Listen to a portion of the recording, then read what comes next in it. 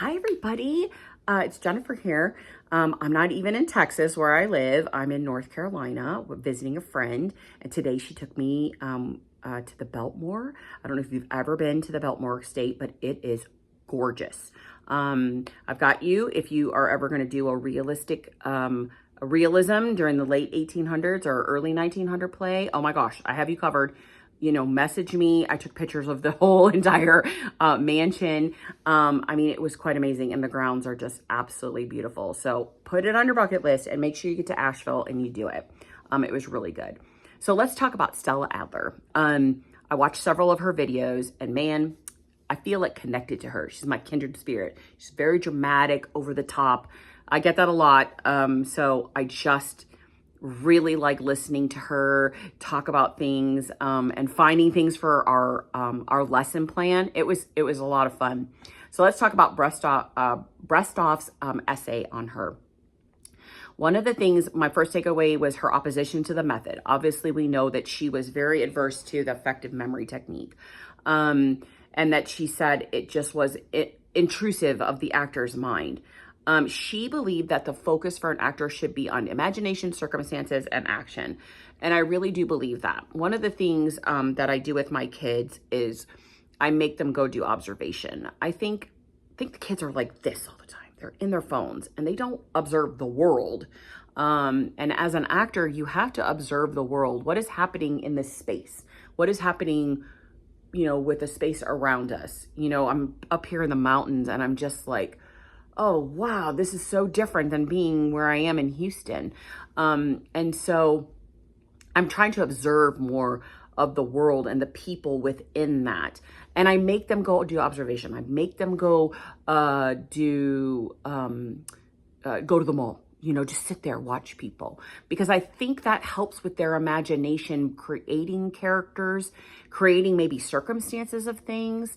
And so just doing observation, I think, can be very helpful. My other takeaway is she felt like those circumstances and action, drove the script, which I believe so, and drove the emotional truth of the character. I know another thing that I liked was you talked about going to the where. When we do improv, I am always stop. It's not working. Go to the place you're in and start from there. And that's very helpful. I think if kids can get into the environment, that can help drive their action. One thing I love to do with kids is I'll have props out for whatever production we're doing. I'm not gonna tell you what to do, but you need to use these props. You see how you can action and do those things. And some of my real astute kids, they're really good about, oh, I'm going to use this and play with this. And this is going to be part of my character or part of why I have this. As long as it's justified. That's the other thing she talked about. Any action they do has to have a justification. You're not just going to walk from here to here without any reason. And I can give that to you, but why would you walk from stage right to stage left and sit in that chair? There has to be a reason why you're doing that. And there were good questions that were asked. Why does the character do what they do? What is their purpose at this given moment in the scene? These are such great questions that I think as directors, we have to ask students. And we ask them within the script analysis aspect. We should be asking those questions in the midst of rehearsal, so that they're getting to the real truth of what they're playing. I did like this comment. She says, play the truth and logic of the circumstances. Live and do the things imaginatively within them, and the dialogue will flow. It'll just flow. And it's true. I did a murder mystery a couple years ago, and they just weren't getting the tempo. I'm like, you're losing the reasons why you're doing what you're doing, and we're not getting the flow. And so I made them do it without talking. And I heard about this technique, and I'd never done it before. And they did the whole play without speaking a word. And they were like, I never realized I needed to go over here to do this and take this part, take this prop to go do that. Because if I don't do that, it affects so-and-so. And I'm like, yes. And so just the whole justification of doing what you're supposed to be doing within that world. And then the dialogue made total sense. The play was great. The kids were great. Okay, let's talk about the conservatory. You know, my little nerdy self had to get online and find out more about it. This was a short essay about it. There was a lot of great stuff in the essay, but I felt like I needed to know more. He first starts talking about, I love this, that he says Stella is first an actor. And, you know, watching her videos, you could totally tell she's an actress. But the impression that I get from her, and also Mr. Hammer had mentioned it too, that she was from such different like theoretical backgrounds. She used different things from different people to create what she thought was good for her. And I like the fact that he says she believes there's no right way to perform. And of course, I think that is one of the reasons her and Strasberg kind of argued, butted heads, because he was sort of really staunch about, you know, authoritative about this is how you should do it. And she was like, that's not working for me. She needed to find what worked for her. And I think that's kind of what theory's all about. It's just that. Theory, we need to teach the kids these different concepts and let them make a decision about what works for them.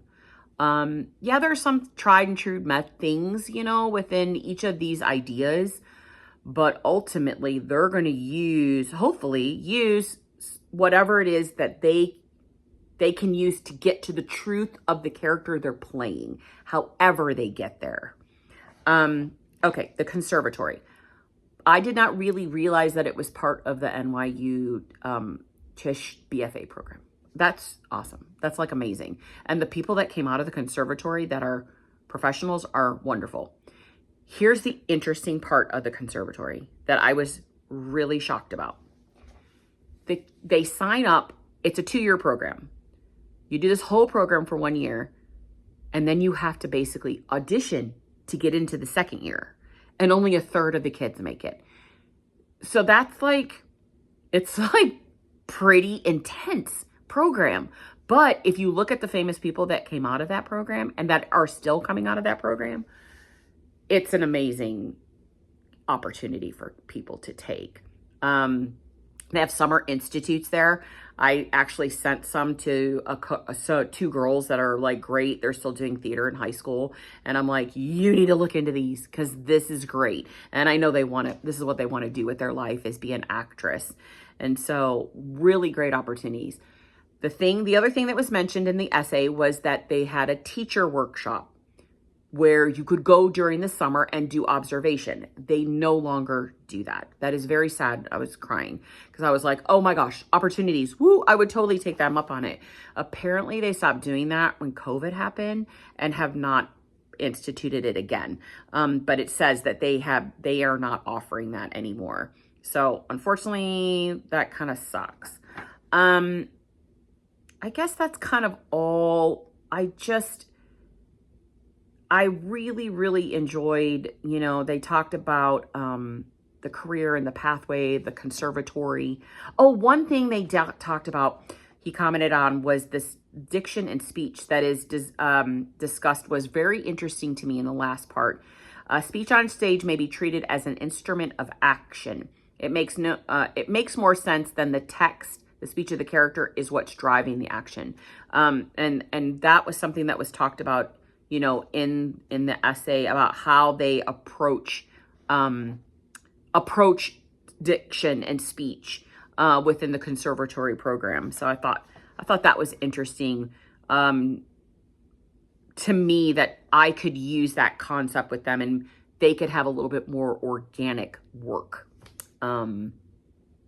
because they're taking that text and making it their own.